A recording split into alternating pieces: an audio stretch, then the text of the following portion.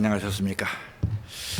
지난주에는 우리나라에 역대 처음으로 보는 엄청난 태풍이 와서 사실 걱정을 많이 했는데 하나님께서 잘 지켜주셔서 별 피해 없으셨죠? 제가 사는 곳에서도 큰 피해가 없어서 너무 참 감사합니다. 저는 오늘 말씀을 준비하면서 참 여러 가지 생각이 많았습니다. 왜냐하면 꼭 1년 전에 작년 8월 10일에 제가 살던 집에 산사태가 나서 제 집이 다 무너지고 저희 아내가 또 매몰되어서 거의 죽을 뻔했는데 또 하나님의 은혜로 살아난 이야기 있었습니다. 우리가 자연재해 앞에서 얼마나 무능한가, 또 우리의 생명을 우리 마음대로 할 수 없다는 사실을 다시 한번 깨달으면서 하나님께서 도우시지 않으면 우리도 우리나라도 살아갈 수 없다는 사실을 새삼 확인했습니다. 그래서 우리는 하나님의 말씀을 더 잘 알아야 됩니다. 우리가 지금 고린도 후서를 보고 있었는데 지난달에 봤던 고린도 후서 6장 11절부터 18절까지에서는 바울이 고린도 교회에 이렇게 당부했습니다. 믿음의 형제들, 하나님의 일꾼들을 대할 때는 넓은 마음으로 용납해야 되지만 악한 사람들, 악인들과는 멍에를 함께 매지 말아야 되고 그들을 떠나야 된다고 말했습니다. 그리스도인은 그 악인들에게서 떠나야 됩니다. 거룩하게 살아야 됩니다. 그 말씀을 오늘 주신 고린도후서 7장부터 1절부터 11절까지 해서 다시 한번 강조하고 있는 것을 볼 수 있습니다. 우리 1절 말씀 보겠습니다. 그런즉 사랑하는 자들아, 이 약속을 가진 우리는 하나님을 두려워하는 가운데서 거룩함을 온전히 이루어 육과 영의 온갖 더러운 것에서 자신을 깨끗하게 하자. 이 약속을 가진 우리라고 말하고 있습니다. 바울과 고린도 교회는 어떤 약속을 받았을까요? 고린도후서 6장 17절 18절에서 하나님께서 주신 약속입니다. 그러므로 너희는 그들 중에서 나와서 따로 있고 부정한 것을 만지지 말라. 내가 너희를 영접하여 너희에게 아버지가 되고 너희는 내게 자녀가 되리라. 전능하신 주의 말씀이니라 하셨느니라. 성도들은 부정한 자들을 떠나서 거룩한 사람으로 하나님의 자녀가 되어서 하나님의 자녀답게 살아야 됩니다. 하나님의 자녀는 어떻게 사는 사람들일까요? 하나님의 말씀에 순종하는 사람들입니다. 그래서 우리는 예수 그리스도께서 사신 것처럼 예수 그리스도께서 하신 말씀을 하면서 예수 그리스도의 마음으로 이 세상을 살아가야 됩니다. 예수님 우리 보고 어떻게 살라고 말씀하셨습니까? 내 욕심과 내 교만을 따라 살아라 그러셨습니까? 아닙니다. 하나님을 사랑하고 내 이웃을 내 몸과 같이 사랑하라고 하셨습니다. 그래서 세 계명을 주시면서 내가 너희를 사랑한 것 같이 너희도 서로 사랑하라 명령하셨죠. 그러한 사랑을 가지고 바울은 고린도 교회에 다시 한번 당부하는 말씀이 본문 2절입니다. 마음으로 우리를 영접하라. 우리가 아무에게도 불의를 행하지 않고 아무에게도 해롭게 하지 않고 아무에게도 속여 빼앗은 일이 없노라. 고린도 교회 안에 바울을 비방하고 사도가 아니라고 하는 욕하는 사람들이 있었다고 말씀드렸습니다. 그런 사람들에게 마음으로 우리를 영접하라. 고린도 후서 6장 13절에서도 너희도 마음을 넓히라 했던 말씀을 반복합니다. 그래도 바울을 비평하는 사람들이 남아 있었던 모양입니다. 우리는 다른 사람을 비판하는 말을 조심해야 되지만 하나님의 종을 비판하는 것은 더 조심해야 됩니다. 왜냐하면 로마서 14장 4절에 이렇게 말씀하고 있기 때문입니다. 남의 하인을 비판하는 너는 누구냐? 그가 서 있는 것이나 넘어지는 것이 자기 주인에게 있음에 그가 세움을 받으리니 이는 그를 세우시는 권능이 주께 있음이라. 성도들은 아무도 비방하지 말아야 되지만 특별히 하나님의 종을 비방하는 것은 하나님을 비방하는 것과 같다는 것을 우리가 알아야 됩니다. 그러면서 바울이 자신의 사역을 이렇게 변명하죠. 우리가 아무에게도 불의를 행하지 않고 아무에게도 해롭게 하지 않고 아무에게도 속여 빼앗은 일이 없노라. 바울은 하나님과 사람 앞에서 떳떳하게 일을 했습니다. 그래도 모함하는 사람들이 있는 걸 봅니다. 저도 중국에서 사역할 때 보면은 저더러 이 사기꾼이라고 모함하는 사람들이 있더라고요.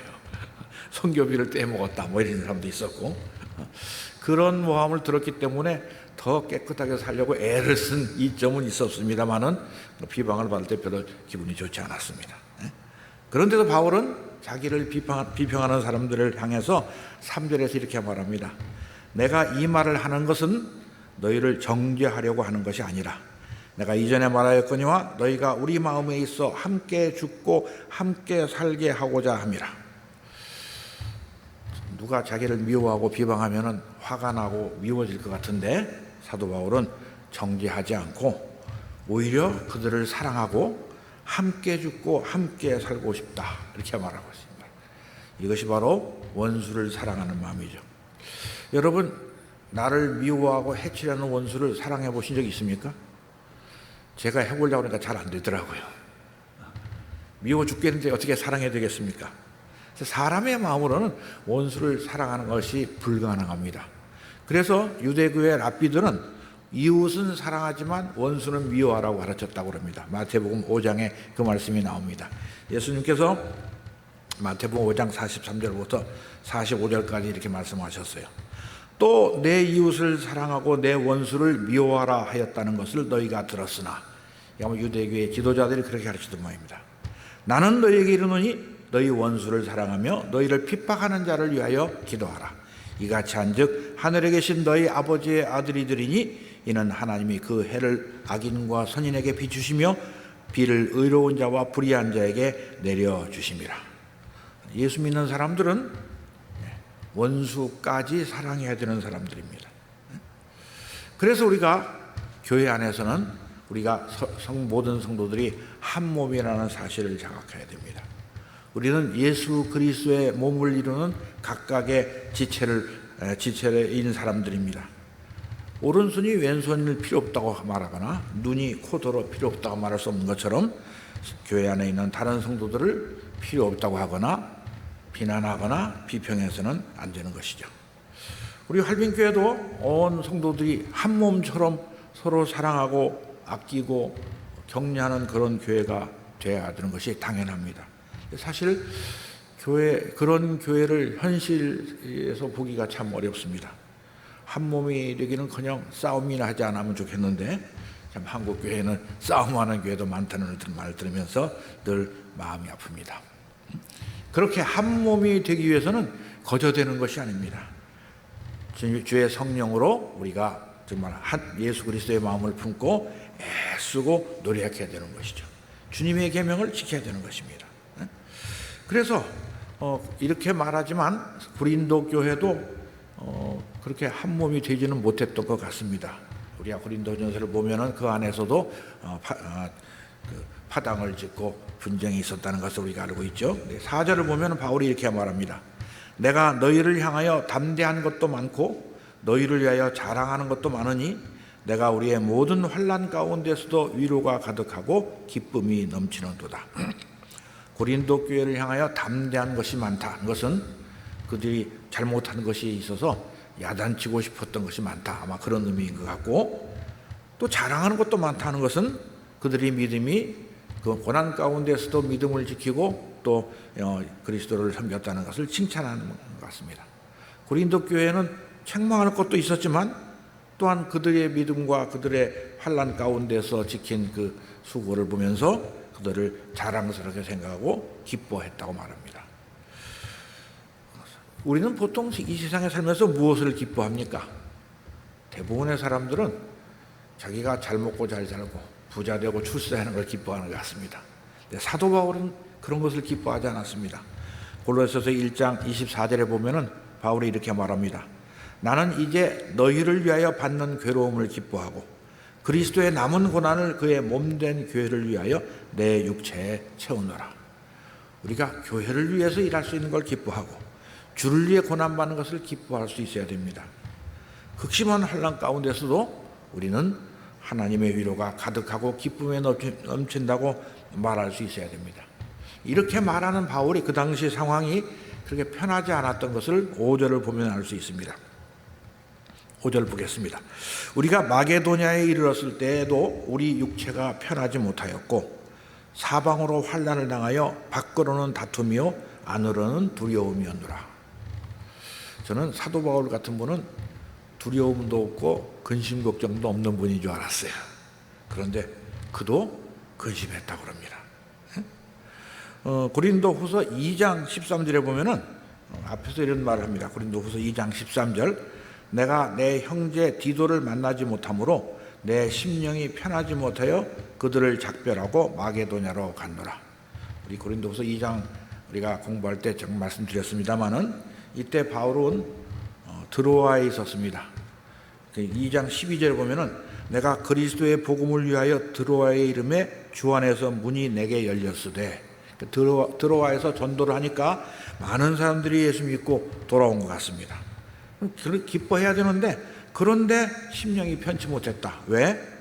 디도 편에 고린도 교회에 편지를 보냈습니다. 이 편지는 고린도 전서와 고린도 후서 중간에 지금 전해지지 않는 편지인데, 편지를 보내고 디도가 답장을 가지고 오기를 기다렸는데 돌아오지 않아서 바울이 근심이 걱정이 됐어요. 마음이 편치 못했어요. 왜? 아마 고린도 교회에 잘못이 있는 걸 지적하는 편지를 보냈는데, 고린도 교회가 그 편지를 받고 회개하고 돌아오면 좋은데 그 편지를 받고 화가 나서 바울을 더 미워하고 회개하지 않을까 봐 아마 염려가 됐던 것입니다. 그래서 바울은 교회를 위해서 늘 염려하고, 누가 약하면 자기가 약해지고 누가 실족하면 자기가 애타하지 않는다고 말하고 있습니다. 그래서 바울은 디도를 하루라도 빨리 만나고 싶어서 마게도냐로 건너갔어요. 13절에 말했지만 내가 디도를 만나지 못해서 드로아에 있는 형제들을 작별하고 마게도냐로 건너갔네. 그 이후에 말이 없다가 오늘 7장 6절에서 드디어 디도가 왔다 그럽니다. 디도가 올 때까지 바울은 몸도 아프고 또 밖으로는 환난이고 다툼이고 안으로는 두려움이 있었다고 말합니다. 디도가 옴으로써 이제 6절 말씀 보겠습니다.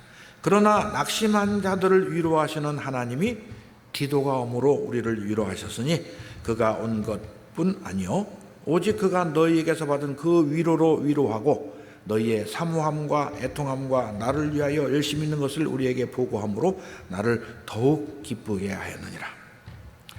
바울이 그 당시 생활을 보면은 최악의 상태에 있었던 것 같습니다. 육체가 편하지 못했어. 아마 몸에 무슨 병이 걸렸던 말 같습니다. 여러분, 선교지에서 병 걸리면 참 힘듭니다. 치료받을 만해도 마땅치 않고 간호해줄 사람도 없습니다. 사방으로 환난을 당했습니다. 사도 바울은 그리스도의 복음을 위해서 목숨을 바쳤는데 사람들이 뭐라고 평가했습니까? 바울은 이단의 괴수다. 세상을 소란하게 하는 자다. 심지어는 고린도 교회 안에서까지 바울은 사도의 자격이 없다. 그런 인간을 교회에서 내쫓아야 된다. 그런 참 말을 들었을 때 그 마음에 얼마나 참 섭섭했겠습니까? 아마 의심이 들었을 것 같아요. 내가 주님의 부르심을 받은 사도가 맞는가? 내가 이 일을 계속 감당할 수 있을까? 이런 의심이 들고 힘이 다 빠져서 그만두고 싶을 때가 있었던 것 같습니다. 저도 중국에 살면서 그런 경험을 여러 번 했습니다. 공산당이 지배하는 나라니까 살아가는 것 자체가 힘듭니다. 24시간 감시당하죠. 또 제가 처음 갔던 1991년도 당시에는 먹을 것도 별로 없었어요. 너무 추워서 겨울에는 얼어 죽을 뻔했고 여름엔 너무 더워서 열사병에 걸릴 뻔했습니다. 그곳에서 병원을 세우는데 공산당들과 일하니까 말하는 것마다 거짓말이에요. 일만 하면 속이려고 그러고. 그러는 데다가 저를 파송한 교회에서까지 김상현이 사기꾼이다 이런 말이 들린다는 소문을 듣니까 내가 이런 사역을 계속해야 할까? 정말 그만두고 싶은 생각이 100분도 더 들었습니다. 그럴 때 우리가 낙심하면 안 됩니다. 왜냐하면 예수 그리스도의 종들은 이 땅에서 환난을 당하고 억울한 일을 당하게 되어 있기 때문입니다. 그리고 그런 일을 당할 때마다 하나님께서 위로해 주십니다. 우리 고린도후서 1장 3절에서 7절 말씀은 한번 같이 보겠습니다. 바울은 이런 엄청난 환난 가운데서 이렇게 말합니다. 고린도후서 1장 3절에서 7절 말씀입니다. 찬송하리로다. 그는 우리 주 예수 그리스도의 하나님이시요 자비의 아버지시요 모든 위로의 하나님이시며 우리의 모든 환난 중에서 우리를 위로하사 우리로 하여금 하나님께 받는 위로로서 모든 환난 중에 있는 자들을 능히 위로하게 하시는 이시로다. 그리스도의 고난이 우리에게 넘친 것 같이 우리가 받는 위로도 그리스도로 말미암아 넘치는도다. 우리가 환난 당하는 것도 너희가 위로와 구원을 받게 하려는 것이요 우리가 위로를 받는 것도 너희가 위로를 받게 하려는 것이니 이 위로가 너희 속에 역사하여 우리가 받는 것 같은 고난을 너희도 견디게 하느니라. 너희를 위한 우리의 소망이 견고함은 너희가 고난에 참여하는 자가 된 것 같이 위로에도 그러할 줄을 알미라. 바울은 자신의 몸과 마음이 괴로울 때 하나님께서 주시는 위로를, 하나님께서 디도를 통해서 고린도 교회 소식을 전해주는 것을 듣고 위로를 받았습니다. 예수님의 환난과 사도 바울의 고난을 보면서 우리도 주의를 하기 위해서는 환난을 당하는 것이 당연한 것임을 알아야 됩니다. 사실 우리가 환난을 당하는 것은 잠깐입니다. 아무리 길어도 우리의 육신의 수명보다는 짧기 때문에 그렇습니다. 그러나 그 환난을 견디는 사람들에게는 영원한 영광을 주신다고 하나님께서 약속하셨습니다. 하나님은 사람의 걸음을 정하시고 우리가 가는 길을 지키십니다. 의인들은 넘어질 수 있지만 아주 엎드러지진 않습니다. 왜? 하나님의 손이 붙들어 주시기 때문입니다. 그래서 바울은 디도가 온 것만으로도 기뻤는데 그가 와서 전해주는 말을 듣고 더 기뻤다고 7절에서 이렇게 말합니다. 그가 온 것뿐 아니요 오직 그가 너희에게서 받은 그 위로로 위로하고 너희의 사모함과 애통함과 나를 위하여 열심히 있는 것을 우리에게 보고함으로 나를 더욱 기쁘게 하였느니라. 디도가 바울의 편지를 가지고 고린도가 전했는데 그들이 그 편지를 받고 사모하고 바울을 사모했던 것 같죠? 자신들의 죄를 애통해하고 사도 바울을 향한 열심이 있는 것을 봐서 고린도 교회가 자기를 더 사랑해 준다는 말 듣고 기뻐했습니다. 여러분은 보통 어떤 때 기뻐하십니까? 돈 많이 벌면 기뻐하십니까? 대부분의 사람들은 그럴 것 같습니다. 정치인들은 국회의원 당선되면 기뻐할 것 같고 직장에 다니는 사람들은 아마 승진하면 기뻐할 것 같아요. 요즘 사람들은 맛있는 거 먹는 걸 참 기뻐하는 것 같습니다. 너무 먹는 게 참 치중하는 것 같은데 예수 믿는 사람들은 그런 육신의 즐거움을 기뻐하면 안 됩니다. 우리는 하나님의 말씀으로 인해서 기뻐해야 됩니다. 시편 19편 7절부터 10절까지 해서 이렇게 말씀합니다. 여호와의 율법은 완전하여 영혼을 소성시키며 여호와의 증거는 확실하여 우둔한 자를 지혜롭게 하며 여호와의 교훈은 정직하여 마음을 기쁘게 하고 여호와의 계명은 순결하여 눈을 밝게 하시도다. 여호와를 경외하는 도는 정결하여 영원까지 이르고 여호와의 법도 진실하여 다 의로우니 금 곧 많은 순금보다 더 사모할 것이며 꿀과 송이꿀보다 더 달도다. 맛있는 음식을 탐하지 말고 하나님의 말씀이 꿀보다 더 달다는 사실을 알고 그 말씀을 사모해야 되는 것입니다. 여러분 어떠십니까? 성경 말씀을 읽으시면 꿀맛보다 더 달콤하다고 느끼십니까? 저 자신도 이 말씀을 보면서 지난주에 회개했습니다. 저는 하나님의 말씀을 읽으면서 정말 꿀보다 더 달다고 느낀 적이 전에는 많았는데 요즘엔 늘 보던 말씀을 또 봐서 그런지 입맛이 좀 둔해진 것 같아요. 그래서 다시 회개했습니다. 왜 그렇습니까? 우리의 믿음이 거듭되고 반복되는 일상을 통해서 타성화하기 때문에 그렇습니다. 여러분 우리가 출애굽기를 보면은 이스라엘 백성들이 애굽에서 나와서 광야에 나왔을 때 먹을 것이 없었어요. 하나님께 먹을 것을 달라고 구했을 때 하나님께서 만나를 주셨죠. 그 만나의 맛이 어땠는지 아십니까? 출애굽기 16장 31절에 이렇게 써 있습니다. 이스라엘 족속이 그 이름을 만나라 하였으며 가시같이 희고 맛은 꿀 섞은 과자 같았더라. 이 만나를 처음 먹었을 때 정말 꿀맛이었어요. 그런데 그 만나를 계속 먹으면서 광야길을 걸어갔어요. 민수기 11장에 가면은 이렇게 말합니다. 민수기 11장 7절 8절입니다. 만나는 가시와 같고 모양은 진주와 같은 것이라. 백성이 두루 다니며 그것을 거두어 맷돌에 갈기도 하고 절구에 찢기도 하고 가마에 삶기도 하여 과자를 만들었으니 그 맛이 기름 섞은 과자 맛 같더라. 꿀맛 같았는데 맛이 좀 떨어졌어요. 그런데 그 만나를 그래도 계속 먹으면서 광야의 그 어려운 길을 걷게 되자 백성들이 이렇게 말합니다. 우리 민수기 21장 4절부터 6절 말씀 보겠습니다. 백성이 호르산에서 출발하여 홍해길을 따라 에돔 땅을 우회하려 하였다가 길로 말미암아 백성의 마음이 상하니라. 백성이 하나님과 모세를 향하여 원망하되 어찌하여 우리를 애굽에서 인도해 내어 이 광야에서 죽게 하는가. 이곳에는 먹을 것도 없고 물도 없도다. 우리 마음이 이 하찮은 음식을 싫어하노라 하며 여호와께서 불뱀들을 백성 중에 보내어 백성을 물게 하심으로 이스라엘 백성 중에 죽은 자가 많은지라 말합니다. 꿀맛 같은 하나님의 말씀을 하찮은 음식처럼 느끼신 적은 없으십니까? 만약 그랬다면 우리 믿음이 큰일 난 겁니다. 우리가 이 예수를 믿은 구원의 감기에 빠져 살다가 이 어지럽고 악한 세상에서 살아가다 보면은 세상 사람들의 철학을 따르고 육신의 만족을 구하다 보면은 믿음이 흔들리기 시작합니다. 나는 주님의 말씀을 따라 살려고 애쓰는데 그렇게 살면 이렇게 힘든데 저 나쁜 사람들은 왜 이렇게 잘 살까? 저 사람들은 아프지도 않고 망하지도 않고 하나님이 정말 공의의 하나님이실까? 그런 의심을 해보신 적이 없으신가요? 저는 많이 있었습니다. 그럴 때 우리가 하나님의 말씀을 기억해야 되는 거죠. 우리 시편 37편 1절에서 9절 말씀 보겠습니다. 하나님께서 우리에게 이렇게 명령하십니다.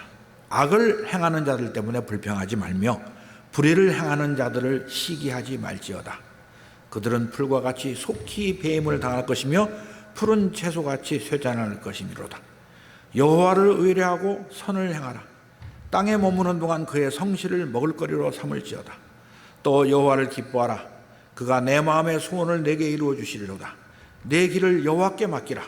그를 의지하면 그가 이루시고 내 의를 빛같이 나타내시며 내 공의를 정오의 빛같이 하시리로다. 여호와 앞에 잠잠하고 참고 기다리라. 자기 길이 형통하며 악한 죄를 이루는 자 때문에 불평하지 말지어다. 분을 그치고 노를 버리며 불평하지 말라. 오히려 악을 만들 뿐이로다. 진실로 악을 행하는 자들은 끊어질 것이나 여호와를 소망하는 자들은 땅을 차지하리로다. 우리는 나쁜 사람들이 잘 사는 걸 보고 부러워할 필요가 없습니다. 질투할 필요가 없습니다. 하나님만 바라고 기뻐하고 만족하면 됩니다. 그래서 바울이 이제 디도가 와서 고린도 교회 소식을 전해준 걸 듣고 나서 지난번 편지에 너무 지나치게 야단을 쳐서 그들이 근심하지 않았을까? 그래서 좀 미안한 생각이 들었는지 8절에서 이렇게 말합니다. 그러므로 내가 너희를 근심하게 한 것을 후회하였으나 지금은 후회하지 아니함은 그 편지가 너희로 잠시만 근심하게 한 줄을 알미라. 내가 편지 보낸 것을 후회했다는 것은 잘못했다는 뜻이 아닙니다. 야단을 많이 쳐서 아마 미안하게 생겼다는 것입니다. 그런데 그렇게 야단을 쳤기 때문에 그들이 회개하게 되었기 때문에 지금은 후회하지 않는다 하면서 이어서 9절에서 이렇게 말합니다. 내가 지금 기뻐함은 너희로 근심하게 한 까닭이 아니요 도리어 너희가 근심함으로 회개함에 이른 까닭이라. 너희가 하나님의 뜻대로 근심하게 된 것은 우리에게서 아무 해도 받지 않게 하려 함이라. 사람들은 세상을 살아가면서 근심 걱정이 많이 있습니다. 네. 세상 일로 근심하는 것은 아무 유익이 없습니다. 근심한다고 문제가 해결되는 것도 아니기 때문에 그렇습니다. 그러나 하나님의 뜻대로 하는 근심은 우리를 구원에 이르게 합니다. 10절에 이렇게 말합니다. 그래서 하나님의 뜻대로 하는 근심은 후회할 것이 없는 구원에 이르게 하는 회개를 이루는 것이요 세상 근심은 사망을 이루는 것이니라. 세상 사람들이 무엇을 많이 근심합니까? 저는 사실 불신자들을 만날 기회가 그렇게 많지 않아서 잘 모르지만 모든 사람들은 그 돈 떨어질까 봐 근심하는 것 같아요. 돈을 벌기 위해서 참 애를 씁니다. 그 다음은 아마 자기 육신을 아끼는 것 같습니다. 얼마 살지도 못할 육신을 너무 아껴서 죽지 않으려고 별짓을 다 합니다. 그 다음은 아마 자기의 만족을 추구하는 것 같아요. 사람들 앞에 자랑하고 자기를 높이고 자기 뜻대로 하고 싶은 것. 그래서 그런 육신의 쾌락을 취하는 것을 아주 좋아하고 그대로 안 되면은 근심하는 것 같습니다. 그런 근심은 뼈를 마르게 한다고 잠언에 그렇습니다. 가만 보면은 세상 사람들은 근심 걱정이 그치지 않아요. 돈이 있어도 걱정이고 많아도 걱정이고 몸에 병이 들어도 걱정이고 건강한데도 또 언제 나빠질까 봐 또 걱정하고 사업을 잘하면서도 걱정하고 부도가 나면 더 걱정하고. 예수님께서 우리 보고 이 세상에서 근심하고 살라고 말씀하셨습니까? 그렇지 않습니다. 주님은 우리에게 너희 목숨을 위하여 무엇을 먹을까? 몸을 위하여 무엇을 입을까? 염려하지 말라고 명령하셨습니다. 사실 들에 핀 백합 하나 하늘을 나는 새를 보라고 말씀하지 않았습니까? 하나님께서 다 먹이시고 입히십니다. 그런 것들 무엇을 먹을까 무엇을 입을까 하는 것은 세상 백성들이 구하는 것입니다. 하나님의 백성들은 그런 염려를 할 필요가 없습니다. 근데 이 말씀을 예수 믿는 사람 중에 모르는 사람이 없습니다. 근데 이 말씀을 지키는 사람도 별로 없는 것 같아요. 작년에 저희 집에 산사태가 나서 집이 다 부서서 당장 그날부터 잘 집이 없었습니다. 그럼 주위에서 어떡하냐고 걱정할 때 제가 웃으면서 그랬어요. 괜찮아요. 아무렇지도 않아요. 나는 예수님을 믿기 때문에 괜찮습니다. 그랬더니 아니 집이 다 무너졌는데 괜찮다 그러면 어떡하냐는 거예요. 그래서 성경에 써 있지 않습니까? 우리가 알거니와 하나님을 사랑하는 자 곧 그의 뜻대로 부르심을 입은 자들에게는 모든 것이 합력하여 선을 이룰 것이라고 했습니다. 지금은 집이 무너져서 큰일 날 것 같지만 하나님께서 이 일을 통해서 더 좋은 일, 선을 이루시리라 내가 믿기 때문에 저는 걱정하지 않습니다. 그랬어요. 실제로 그날부터 잠잘 때도 생겼고 그날부터 먹고 살 일도 생기더라고요. 1년이 지나면 후에 제가 돌이켜보면서 지난 한 해 동안 하나님께서 저를 인도하시고 보호하시면서 어떻게 남은 생을 살아갈까 가르쳐 주신 것 같아서 너무 감사합니다. 사실 이 세상에 먹고 사는 일도 근심해봤자 아무 도움이 되지 않습니다. 하나님께서 우리를 돌보시지 않으면 우리는 한순간도 살 수 없는 사람들이기 때문에 그렇습니다. 그래서 우리가 이 세상을 살면서 두려워해야 할 것과 두려워할 필요가 없는 것을 잘 구별해야 되는 것처럼 근심해야 할 것과 근심하지 말아야 할 것을 구별해야 됩니다. 바울이 이렇게 말하죠. 하나님의 뜻대로 하는 근심은 후회할 것이 없는 구원에 이르게 하는 회개를 이루는 것이요 세상 근심은 사망을 이루는 것이라. 여러분 세상 일로 근심하지 마십시다. 우리는 하나님의 뜻대로 근심해야 됩니다. 하나님의 뜻대로 근심하는 것이 무엇이죠? 오늘 하나님의 말씀에 순종하지 않을까 봐 근심해야 됩니다. 사탄이 유혹할 때 죄의 유혹에 넘어가는 내 자신이 되지 않도록 근심해야 됩니다. 사실 우리는 하나님 말씀에 따라 거룩하게 살고 싶지만 실제로 살아보면 그렇게 못할 때가 얼마나 많았습니까? 우리는 죄 짓는 일은 참 잘합니다. 그러나 거룩하고 내 이웃을 내 몸과 같이 사랑하는 것은 정말 못합니다. 그래서 우리가 더 열심히 간절하게 하나님의 말씀을 사모하면서 그 말씀에 순종하도록 애를 써야 됩니다. 날마다 자기를 깨끗하게 하며 날마다 하나님의 뜻에 따라 살아가도록 우리가 애를 써도 그렇게 못하는 것이죠. 그래서 우리가 하나님을 두려워하면서 거룩함을 이루어야 됩니다. 하나님의 뜻대로 근심하는 것, 그러면은 이렇게 산다고 11절에 말합니다. 우리 본문 11절 말씀 봅시다. 보라, 하나님의 뜻대로 하게 된 이 근심이 너희로 얼마나 간절하게 하며 얼마나 변증하게 하며 얼마나 분하게 하며 얼마나 두렵게 하며 얼마나 사모하게 하며 얼마나 열심히 있게 하며 얼마나 벌하게 하였는가. 너희가 그 일에 대하여 일체 너희 자신의 깨끗함을 나타내었느니라. 하나님의 뜻대로 근심하는 사람들은 주님을 간절하게 사모합니다. 주의 복음을 부인하는 자들에게 그 복음을 변증하는 일에 애를 씁니다. 하나님을 모독하고 죄를 짓는 사람들을 바라보며 분하고 내가 그런 죄를 지었을 때 얼마나 큰 벌을 받을 것인가 두려워하게 하는 것이죠. 우리는 우리를 위하여 십자가에 돌아가신 예수 그리스도를 바라보며 그분을 따라가는 일을 사모하고 열심을 내야 됩니다. 그렇게 하지 못하였을 때 책망하고 위로하고 격려하면서 모든 일에 우리의 자신의 깨끗함을 나타내야 되는 것입니다. 그래서 우리는 매일매일 예수 그리스도를 위해 살지 않고 자기 자신을 위해 살게 되지 않을까 근심해야 됩니다. 복음을 전하고도 주님에게 버림받을 수 있다고 바울이 말했습니다. 고린도전서 9장 25절부터 27절까지의 바울이 이렇게 고백합니다. 이기기를 다투는 자마다 모든 일에 절제하나니 그들은 썩을 승리자의 관을 얻고자 하되 우리는 썩지 아니할 것을 얻고자 하노라. 그러므로 나는 다름질하기를 향방 없는 것 같이 아니하고 싸우기를 허공을 치는 것 같이 아니하며 내가 내 몸을 쳐 복종하게 하면 내가 남에게 전파한 후에 자신이 도리어 버림을 당할까 두려워함이로다. 사도 바울과 같은 대사도도 주님에게 버림받을까 봐 두려워했습니다. 우리는 얼마나 더 두려워해야겠습니까?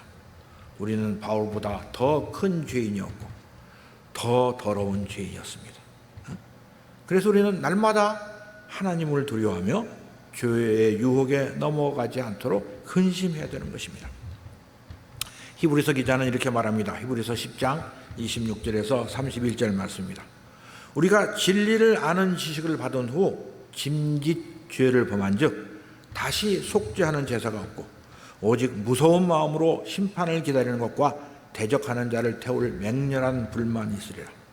모세의 법을 폐한 자도 두세 증인으로 말미암아 불쌍히 여김을 받지 못하고 죽었거든 하물며 하나님의 아들을 짓밟고 자기를 거룩하게 한 언약의 피를 부정한 것으로 여기고 은혜의 성령을 욕되게 하는 자가 당연히 받을 형벌은 얼마나 더 무겁겠느냐. 너희는 생각하라. 원수 갚는 것이 내게 있으니 내가 갚으리라 하시고 또다시 주께서 그의 백성을 심판하리라 말씀하신 것을 우리가 아노니 살아계신 하나님의 손에 빠져 들어가는 것이 무서울진저. 우리가 광복절을 맞이하고 있습니다. 우리나라가 세계에서 아름다운 나라, 칭찬받는 나라, 국민이 행복한 나라가 되기를 바랍니다. 그런데 실제는 어떻습니까? 우리는 지금도 서로 미워하고 싸우고 시기와 분쟁이 그치지 않고 있습니다. 왜 그렇습니까? 세상 근심을 하고 있기 때문에 그렇습니다. 우리는 하나님의 뜻대로 근심하며 하나님께서 어떠한 백성들을 복 주신다고 그랬습니까? 하나님의 말씀에 순종하는 백성들에게 복을 주시고 하나님의 말씀을 거역하는 백성들을 저주하신다고 말씀하셨습니다. 우리가 입으로만 나라를 사랑한다고 말해서는 안 됩니다. 우리나라를 사랑하신다면 세상 근심 버리고 하나님의 뜻대로 근심하며 주님의 말씀을 순종함으로 우리나라를 하나님께서 복 주시는 나라로 만들어 가야 할 것입니다. 우리 활동교회 모든 성도들이 오직 하나님의 뜻에 따라 근심하며 자기를 깨끗하게 하여 나라와 민족을 복음화하고 하나님께서 복 주시는 대한민국을 만들어가는 주의 백성이 되시기를 주의 이름으로 축원합니다. 기도하겠습니다. 하나님 아버지, 이 민족의 압제 가운데서 도저히 헤어날 수 없었던 우리를 하나님의 그 권능의 손으로 해방하여 주시고 전쟁의 참화로 말미암아